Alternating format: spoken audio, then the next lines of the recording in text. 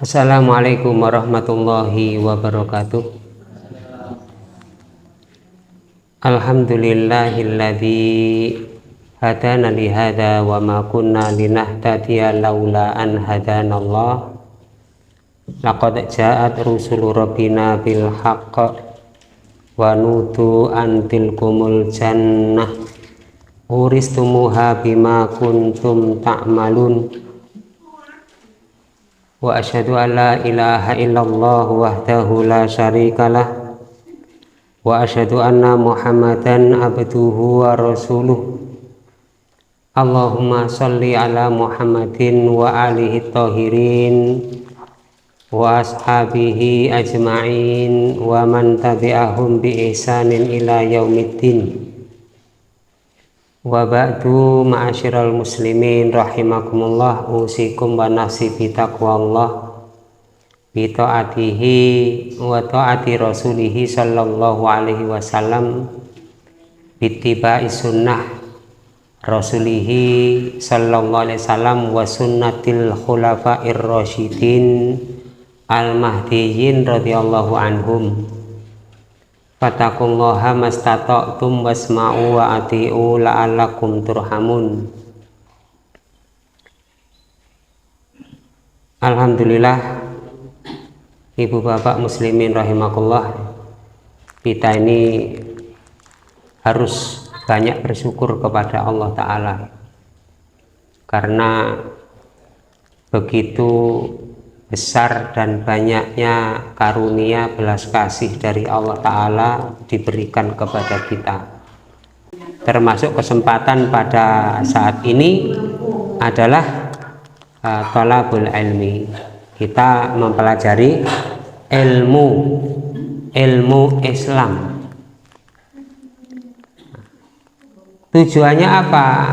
Ilmu sendiri itu adalah idrakus syai' bihaqiqatihi, mengetahui sesuatu dengan sebenarnya.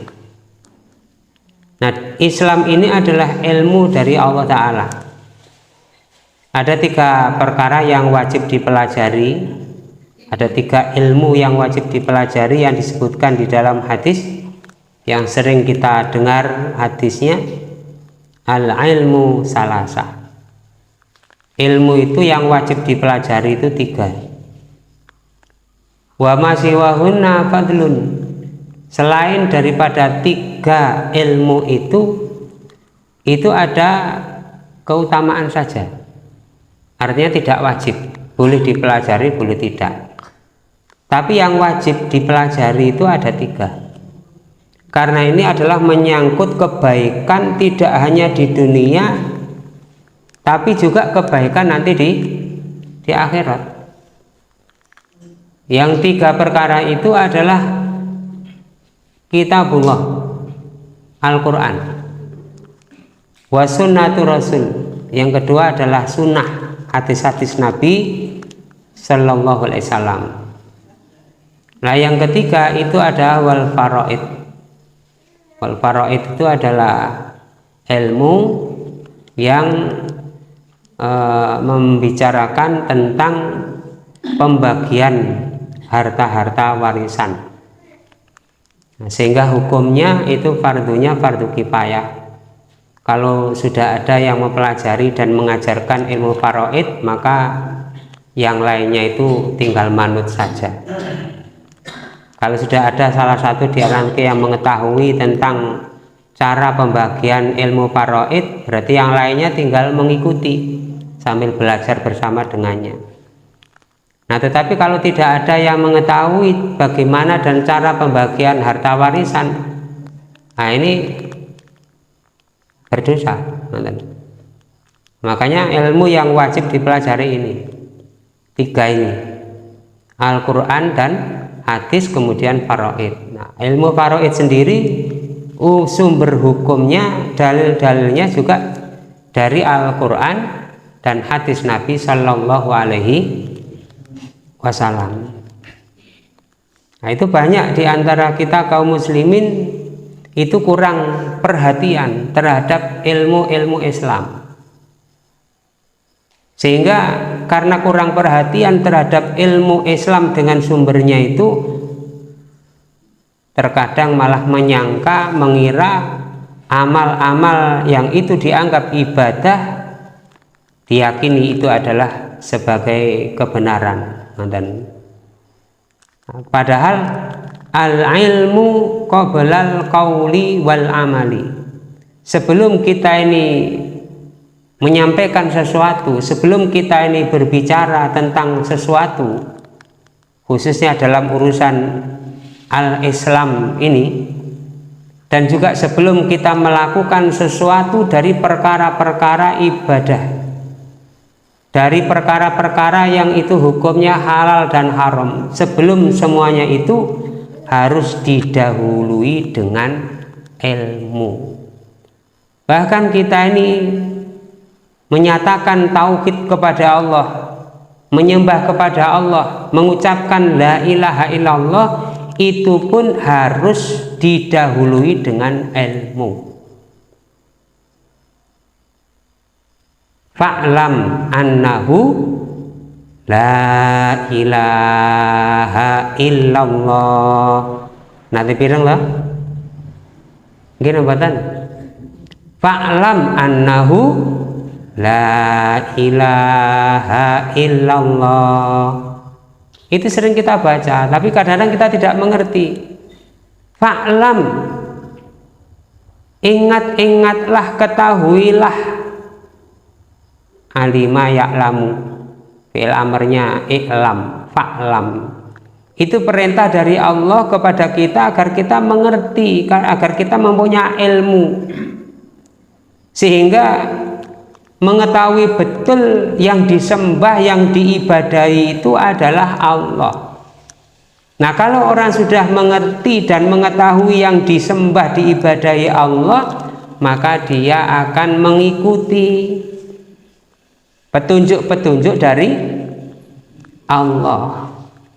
Ketika sudah mengakui Allah itu yang disembah, yang diibadahi, maka dia akan tunduk dan patuh kepada aturan-aturan Allah.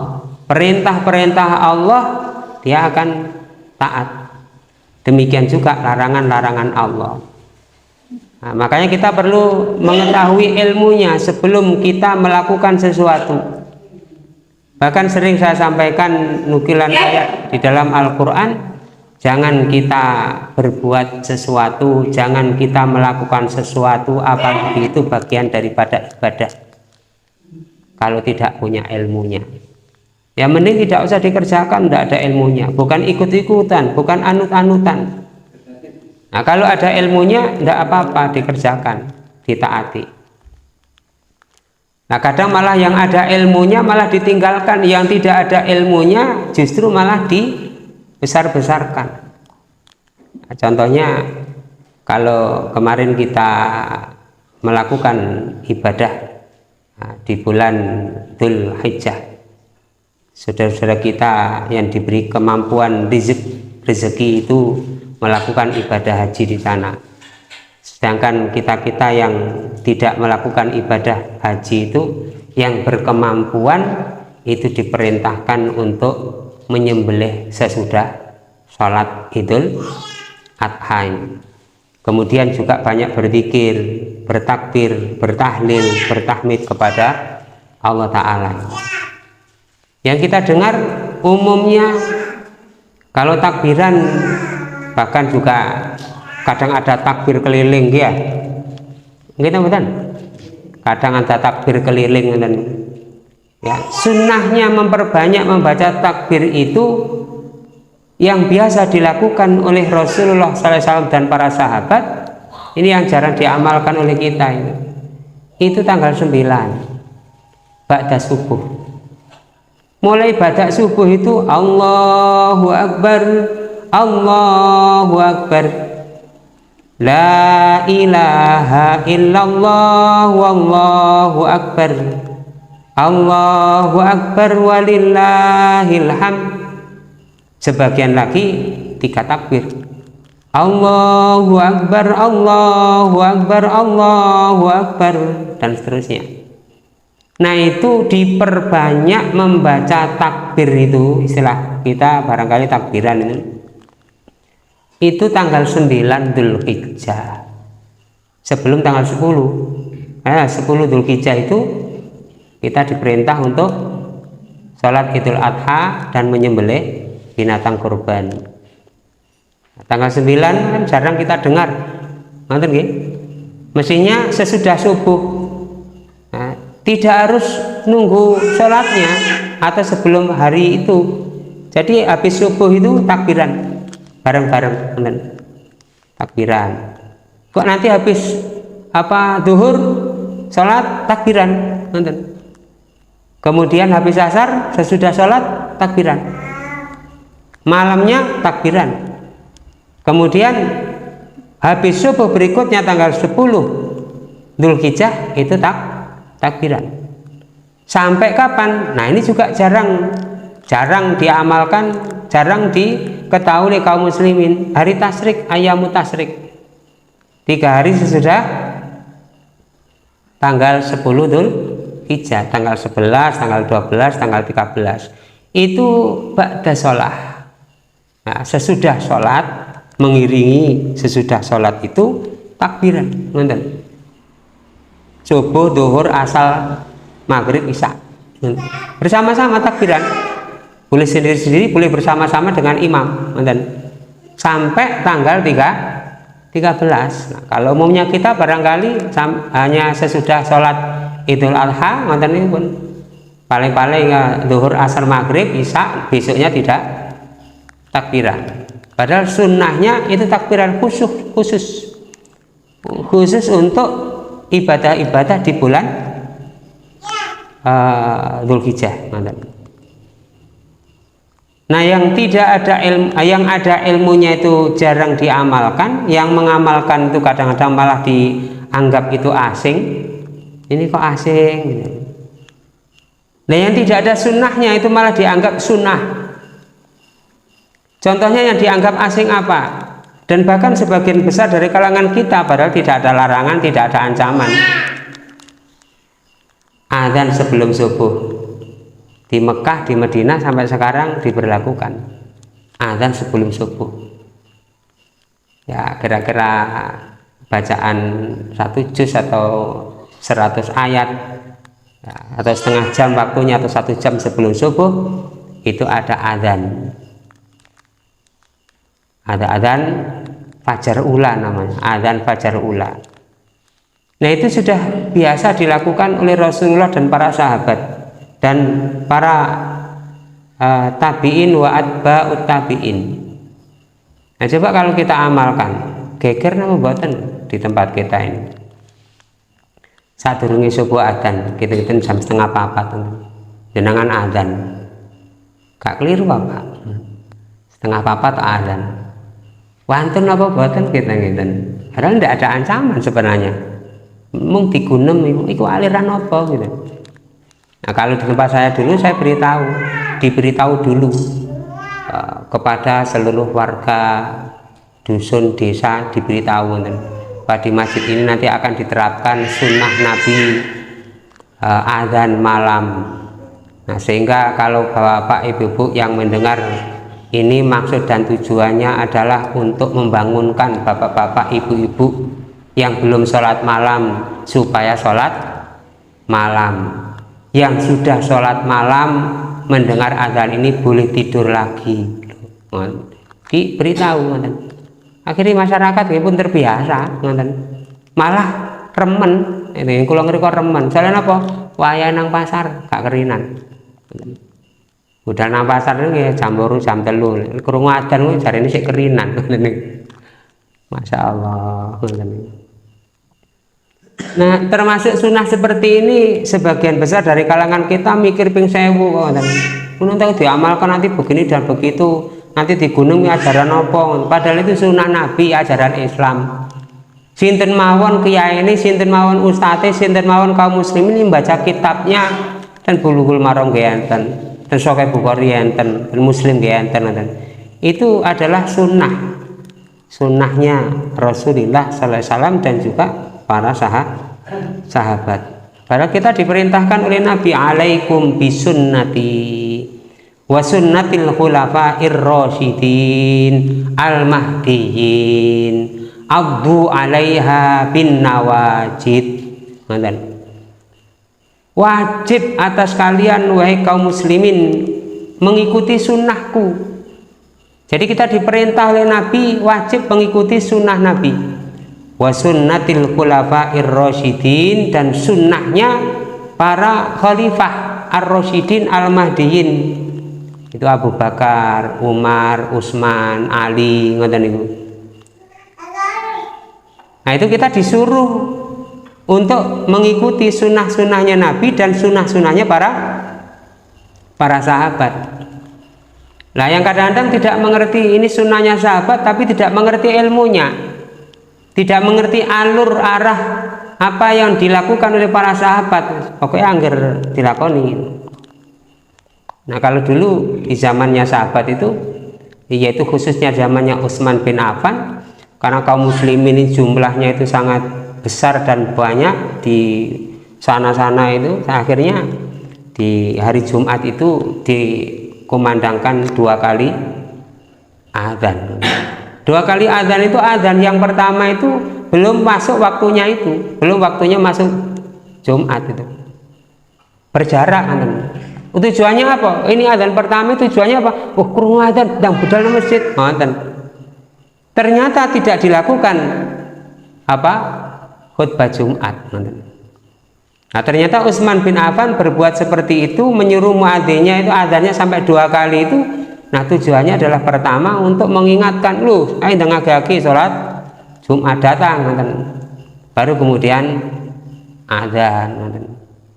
Nah, ketika sudah adzan, imamnya langsung berdiri, Utsman bin Affan langsung berdiri. Jadi ketika adzan, sinten sing adzan biasane? Lho, Bilal pun sedo kok. Sing ngriki sinten biasane ngadzan? Bilal pun sedo. Bilal ini sahabat Nabi pun sedo, ngoten niku. Nggih, sing biasane adzan. Adzan mantun-mantun niku terus enten salat sunah. Ngoten nggih? Salat sunah. Baru kemudian ada yang berdiri.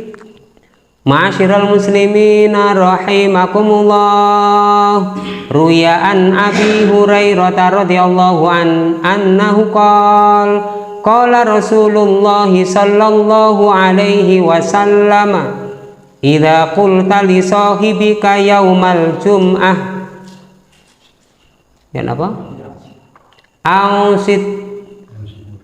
Ausitu wasma'u wa ati'u rahimakumullah. Angsitu wasma'u wa ati'u rahimakumullah la'alakum turhamun. Ini bapak ibu sekalian, sumerep napa niku wau. Itu tidak pernah dibaca oleh Bilal. Bilal yang hidup di masa Nabi itu tidak dibacakan. Itu adalah hadis Nabi untuk mengingatkan di hari Jumat. Kalau sudah masuk Jumat, imamnya sudah masuk, sudah berkhutbah, jangan bicara dengan teman-teman, diingatkan, dielingakan.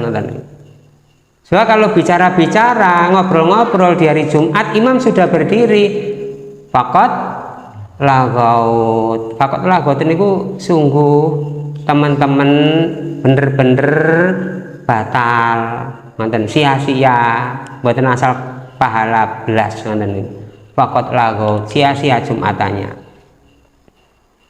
Nah, kemudian tidak tahu dari mana asal usulnya, kemudian sebelum imam berdiri, yang disebut dengan adanya Bilal. Itu tidak pernah dilakukan oleh Nabi, juga tidak pernah diperbuat oleh para sahabat.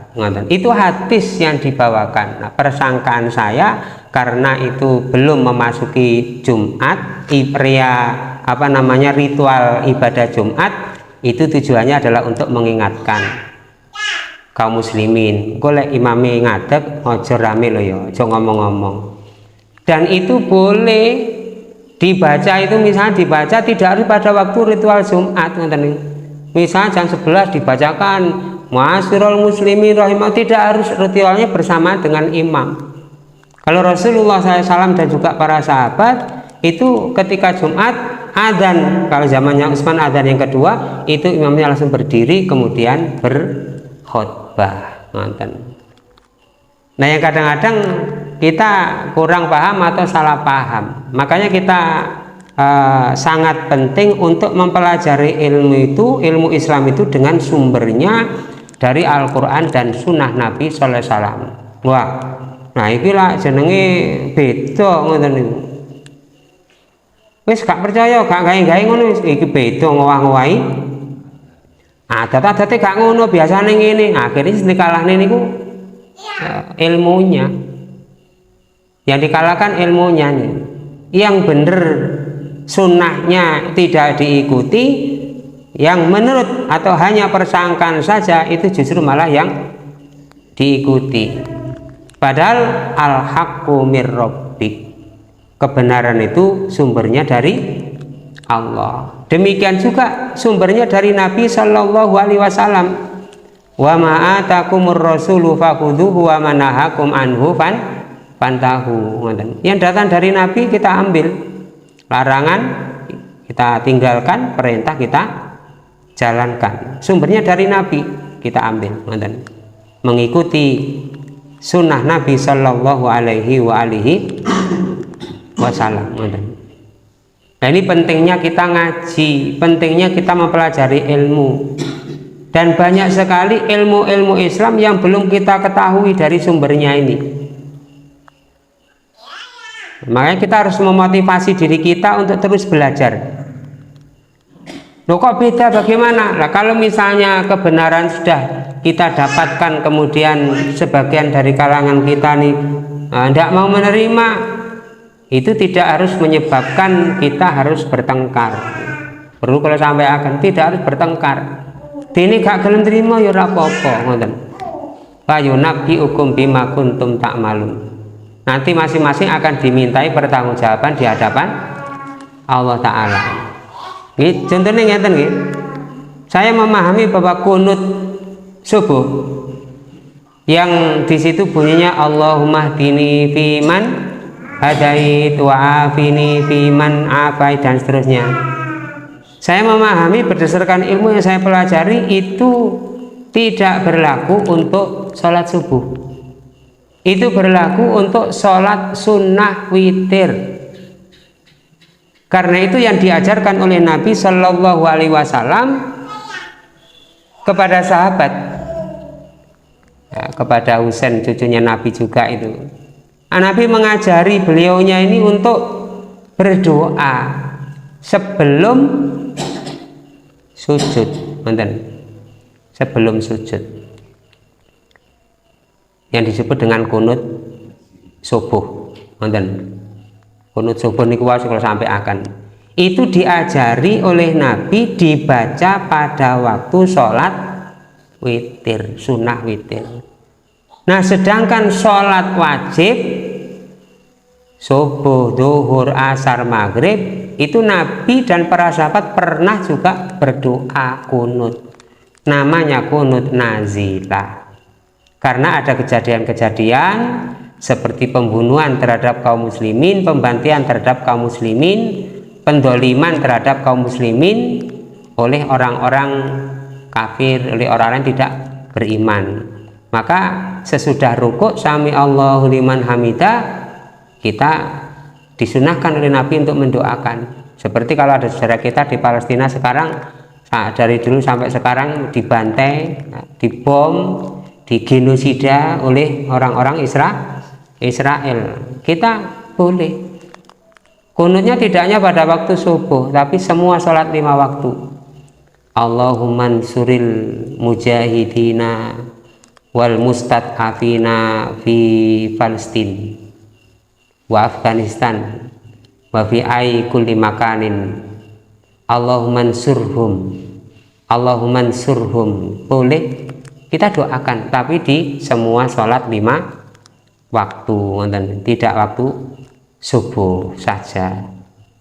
Nah, saya memahami demikian. Kenapa? Karena nazilah itu dilakukan Nabi terus menerus sampai waktu yang ditetapkan.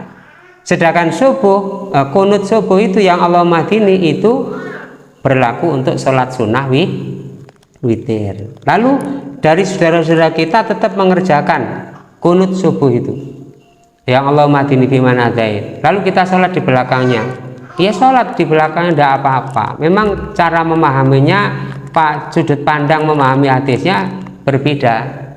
Nah, perbedaan-perbedaan seperti ini perlu saya sampaikan, kita tidak perlu bertengkar. Ngoten lho nggih. Nah, imamnya pakai Allahumma hdini, silakan pakai Allahumma hdini fiman hadait. Itu urusan imam kepada Allah Subhanahu wa taala. Ngoten. Kita berada di belakangnya, kita doa i'tidal. Apa doa i'tidalnya ini?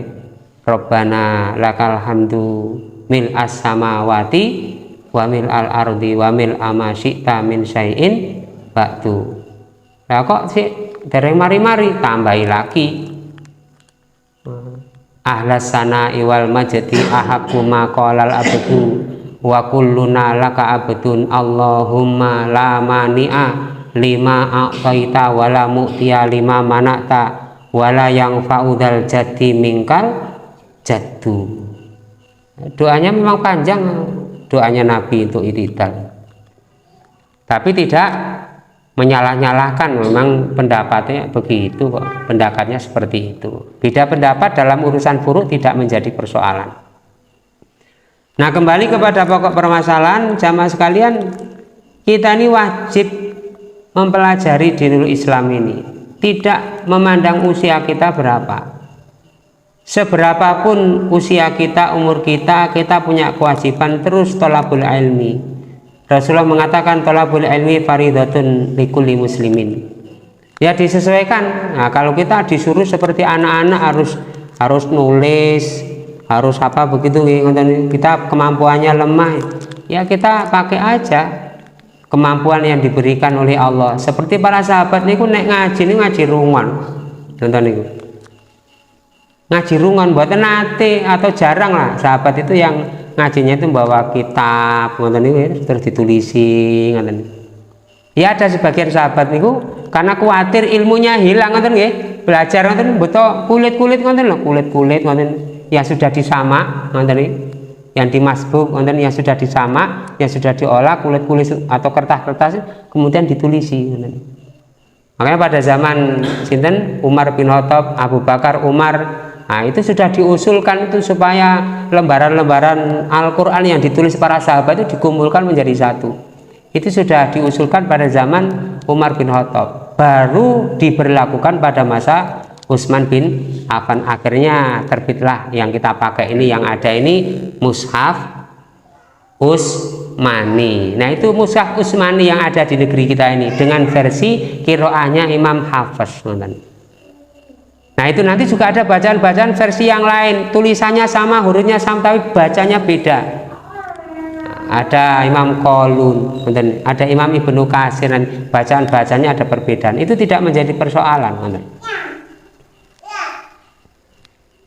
Nah sahabat mereka itu mereka belajar kepada Nabi, ada yang menulis karena diberi kemampuan, khawatir ilmunya hilang. Ada sahabat yang diberi kemampuan oleh Allah Ta'ala itu hafalannya kuat sehingga seperti Abu Hurairah, Nabi berbicara dari awal sampai akhir disuruh ngulangi lagi bisa. Ceramahnya apa tadi dari awal sampai akhir Abu Hurairah sakit nyeritakan kuwabe. Itu hebatnya sahabat nek ngaji mboten betok kitab. Hebatnya kita ngaji gak nggawa kitab utawa ngaji nggawa kitab niku nggetu ngoten mboten sumerap pikiran enten pundi ngoten teklak tekluk napa kinten-kinten. Kata-katae ngoten kata-katae. Nah, tetapi walaupun demikian Bapak Ibu sekalian, kita sudah memasang niat datang ke majelis, ke masjid untuk mempelajari dinul Islam. Kita capek karena keseharian kita ini pekerjaan, dan ini kesempatan untuk bisa istirahat. Yang penting niatannya sudah lurus dan benar. Ada satu hadis dari Nabi Sallallahu Alaihi Wasallam. Jadi ketika Rasulullah SAW bersama dengan para sahabat, yang sahabat tinggal di masjid namanya Ashabus Suffah. Nabi mengatakan ayyukum yuhibbu ayakdu kulla yaumin. Siapa di antara kalian yang senang untuk berangkat setiap hari? Setiap hari dia berangkat ila Budhan, ke daerah Budhan. Budhan itu nama daerah yang di situ pasar ternak onta di sana. Jaraknya dari Madinah kira-kira 100 km. Au ila al-Aqiq, atau ke daerah al-Aqiq, jaraknya sama cuman di sebelah selatan Madinah. Itu juga ada pasar onta. Tiap hari datang ke sana, kata Nabi, fayati minhu bina kota ini kaumawa ini fi ghairi ismin wala qad irohimin. Datang ke sana kemudian dapat gratis 2 ekor sapi, 2 ekor onta atau 3 ekor onta. Datang ke daerah Budhan, pulang bawa ngeret onta. Datang ke daerah Aqiq di sebelah selatan Madinah, pulang-pulang bawa 2 ekor onta. Sinten sing mboten remen kita ngeten. Sehingga para sahabat menjawab, ya Rasulullah, ya, nahnu nuhibbu dzalik. Ya tentu kami ini senang. Tidak ada di antara kami yang tidak mau. Wong gratis. Tidak hanya ekor loh Pak Bu. Misalnya ada penyembelihan korban ngoten. Dijatah. Saben-saben kakan itu asal jatah 3 kilo daging kurban ngoten. Purun apa mboten kita-kita? Nggih kepurunan ngoten niku 3 kilo kok. Sak kilo saya 100 lebih ngoten niku. Asal jatah 3 kilo ngoten. Nggih kepurunan saestu ngoten. Niku gratis lho. Perkara gratis ngoten niku dados rebutan ngoten niku. Sampai direwangi rata-rata dengan dugi-dugi barang ngoten niku. Itu yang terjadi. Nah ini lebih daripada itu. Disampaikan oleh Nabi, datang ke daerah Budhan atau daerah Aqiq, pulang-pulang bawa 2 ekor onta yang gemuk-gemuk. Ngoten niku, gratis ngoten. Nah, jarak 100 km ya ditempuh ngoten niku. Walaupun berjalan kaki ngoten niku. Asal jatah napa? Bantuan 300, 600 atau 1 juta ngoten direwangi wantri usel-uselan sampai desek-desekan ngoten suruh-surungan. Sampai direwangi isu awan sore bengi ngoten niku wantri ngoten. Apalagi ini nilainya lebih. Maka Rasulullah SAW memberikan pelajaran yang sangat penting bahwa nilai dunia berupa onta atau daging 2 ekor onta ataupun 3 ekor dan seterusnya itu. Maka Rasul mengatakan afala yaqdu ahadukum ilal masjid. Kenapa kalian tidak pergi ke masjid? Faya alama au yaqra'a ayataini min kitabillahi azza wa jalla. Lalu dia mengerti 2 ayat atau 3 ayat dari Al-Quran, atau dia itu mempelajari, membaca. Jadi baik dia membaca tadarus ngoten nggih, alif lam mim tanzilul kitabi la raiba fihi mir rabbil alamin. 2 ayat nggih, 2 ayat yang dibaca ngoten. Atau dia ngaji, mendengarkan, lalu dia mengerti 2 ayat. Oh ayat ini maksudnya begini, ayat ini maksudnya, dia mengerti 2 ayat atau 3 ayat itu. Nabi mengatakan khairul lahu min naqataini wa salasun khairun lahu min salasin wa arbaun khairul lahu min arba'in wa min a'datihina minal ibil. 2 ayat itu lebih baik daripada 2 ekor onta. Kemudian 3 ayat lebih baik daripada 3 ekor onta. 4 ayat yang kita pahami, kita bahas, lebih baik daripada mendapatkan gratis 4 ekor onta. Loh ini bandingannya pripun to wong ayat kalih nyoto oleh rezeki ketok meripat. Ngoten nggih. Sedangkan baca Quran, mempelajari, mengerti Quran, ganjarane ora ketok. Ngoten lho nggih to? Kan mboten ketinggal pahalane niki. Sing niku wau, ado-ado rekoso direwangi ado teko ngono oleh ketok, nyekel gegem. Nggih tangan ngoten niki. Lah sing niki mung maca ayat, mempelajari ayat. Lah itu kata Nabi lebih baik yang Al-Qur'annya tadi daripada nilai dunia. Nah, kenapa demikian? Karena 2 ekor onta, 3 ekor onta atau nilai-nilai dunia itu didapat hanya kontan di dunia saja. Sedangkan nanti ketika hidup, benar-benar hidup di akhirat, dia akan mendapatkan pahalanya, dan pahala itu akan diberikan secara sempurna dan bisa dirasakan seterusnya abadan selama-lamanya. Lek ontane niku wala namung lentek nggih, mun dibelah atau didol nggih mun telas ngoten niku. Tapi akhiratnya tidak dapat. Dunianya dapat tapi akhiratnya tidak dapat.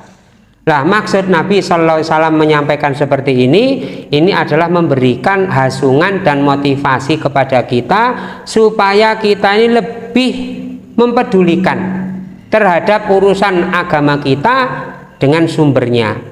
Kita pelajari Al-Qur'an dan hadis-hadis Nabi sallallahu alaihi wasallam. Ngaji tumekan pati ngoten. Ngajine ini mboten nenten lerene. Mboten nenten istilah oh pun sepuh wis pegel wis leren ae mboten. Karena ngaji itu sama dengan sholat, puasa, zakat.